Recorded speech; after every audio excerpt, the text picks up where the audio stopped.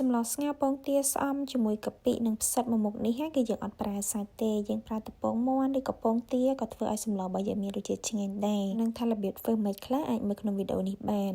សម្រាប់បន្លែគឺខ្ញុំមានផ្សិតចំនួន2ប្រភេទយើងមានផ្សិតខ្មៅជាមួយនឹងផ្សិតច្បាំងឬក៏បងប្អូនចង់បន្ថែមជាល្ពៅទៀតក៏បានដែរ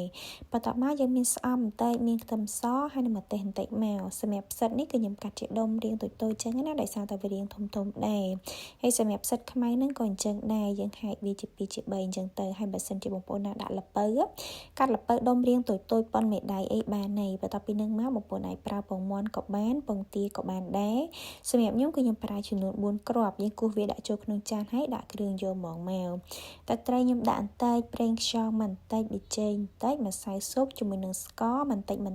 គ្រឿងទាំងអស់ហ្នឹងបើចាំដាក់ច្រើននេះណាយើងដាក់គ្រឿងត្រីចូលហើយវាយវាបែកម៉ត់ល្អអញ្ចឹងហើយចាំយើងដាក់ស្អំចូលមក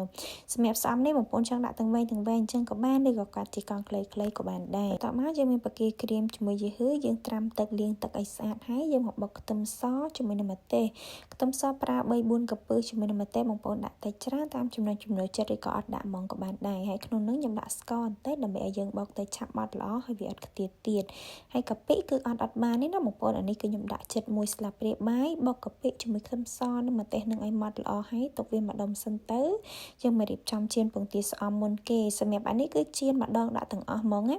យើងអត់ជៀនយកស្ដាងរបៀបដូចយើងញ៉ាំពងទាជៀនស្អំទេនិយាយទៅអានេះកាន់តែក្រាស់គឺកាន់តែឆ្ងាញ់ហើយជៀនវាយកមកឆ្អិនហើយខ្ញុំកាត់វាជាកង់រាងតូចៗមកល្មមក្នុងឆ្នាំងនឹងហ្មងបន្ទាប់មកគឺខ្ញុំប្រើឆ្នាំងដដែលនឹងដើម្បីដាក់ដាំទឹកសម្លសម្រាប់ទឹកសម្លបើចាំយកច្រើនពេកទេបងប្អូនយកមកល្មមទុកឲ្យទឹកបើយើងពុះសិនមកយើងដាក់បកាក្រៀមជាមួយយីហឺចូលហើយចាំយើងដួសកាពិដែលយើងបានបុកជាមួយខ្ទឹមសនិងម្ទេសនឹងដាក់ចូលហើយចាំយើងដាក់បន្លែចូលជាមួយគ្នាហ្មងសម្រាប់បន្លែបើសិនជាបងប្អូនណាដែលប្រើបន្លែល្ពៅអាចដាក់ល្ពៅមកពុះសិនទៅចាំយើងដាក់ផ្សិតតាមក្រោយតែដោយសារតែនេះខ្ញុំប្រើតែផ្សិតទេចឹងហើយគឺខ្ញុំដាក់វាតាណាជាមួយនឹងពងទាជៀនស្អំហ្មងហើយយើងដាក់គ្រឿងចូលសម្រាប់គ្រឿងខ្ញុំដាក់ទឹកត្រី1ស្លាបព្រាបាយម្សៅស៊ុបកន្លះស្លាបព្រាកាហ្វេប៊ីចេងបន្តិចហើយនិងស្ករបន្តិចអានេះទោះបីជាយើងដាក់កាពិក៏ដោយបងប្អូនកុំភ្លេចថែមទឹកត្រីបន្តិចផងដើម្បីឲ្យវាមានក្លិនឈ្ងុយហើយរសជាតិឆ្ងាញ់អញ្ចឹងណាហើយសម្រាប់ការគ្របទុកនេះប្រហែលជាខ្ទង់ត3-4នាទីអីហ្នឹងបន្លែបើយើងវាឆ្អិនហើយបងប្អូនព្រោះអីផ្សិតគឺអត់យូរទេបន្ទាប់ពីនឹងមកបងប្អូនអាចភ្លក់មើលហើយថែមថយគ្រឿងបានតាមចំណង់ចំណូលចិត្តសម្រាប់ខ្ញុំនេះរសជាតិគឺមកត្រូវហើយបងប្អូនអញ្ចឹងហើយគឺយើងបង់ស្អំចូលហ្មងពេលដែលបង់ស្អំហ្នឹងបង់ចូលភ្លាមបិទភ្លើងភ្លាមទៅដើម្បីកុំឲ្យស្អំរបស់យើងវាបាត់ក្លិនអញ្ចឹងណា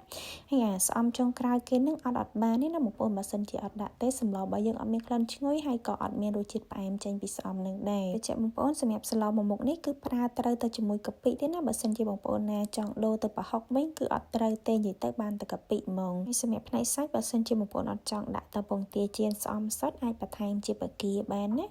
អាចដាក់បកាបកសបកទៅអានេះអត់ដាក់ទាំងសបកអីណាដាក់ចូលជាមួយគ្នាមកដាក់ពេលចុងក្រោយព្រោះបកាវាចាប់ឆ្អិនទេប៉ុន្តែបើសិនជាបងប្អូនចង់បន្ថែមជាប្រភេទត្រីអីវិញគឺអត់ត្រូវទេណានិយាយទៅសម្លមួយមុខនេះត្រូវតែជាមួយបកាហើយនិងពងទាជៀនស្អំនឹងទេសម្រាប់រសជាតិគឺអត់យកផ្អែមទេមួយមុខនេះយើងយករាងដិតកាពិបន្តិចហើយយករាងសាប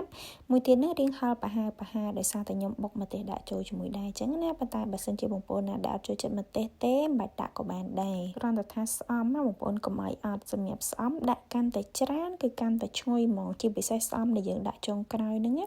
បងចូលទៅធ្វើឲ្យសម្លរបស់យើងមានរសជាតិផ្អែមចេញពីស្អំហ្នឹងហ្មងអញ្ចឹងសម្រាប់បងប្អូនណាដែលចង់សាកមុខម្ហូបមួយមុខនេះអាចធ្វើតាមបានណាតែនេះថារសជាតិគឺដឹងតែឆ្ងាញ់សម្លមួយចានគោមញ៉ាំអស់តែម្នាក់ឯងហ្មង